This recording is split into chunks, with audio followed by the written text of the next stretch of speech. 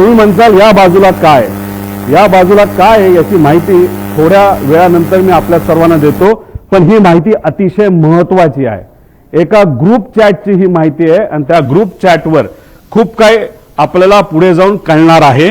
नाव फक्त दिलंय, पुढचा नंबर तिथं मी दिलेला नाही, पण नंबर सुद्धा तिथं आहे। एका ऍक्च्युअल ग्रुप चॅट मधले हे स्नॅपशॉट तिथं काढलेले आहे। त्या ग्रुप चॅट मध्ये अधिकारी सुद्धा असतात, पीए सुद्धा असतात, त्याबद्दलची माहिती मी पुढे तुम्हा सर्वांना देतो। आता विमान 8:22 विमान लोणावळा जवळच्या आसपास त्या ठिकाणी तिथं असेल। 8:25 विमान पुणे जवळ, पुणे शहराजवळ असेल। 8:30 विमान यवत हे जे गाव आहे त्याच्या आसपास असेल। 8:32 सुपे म्हणून गाव, सुपे जळगाव गाव हे बारामतीमध्ये आहे, तिथं असेल।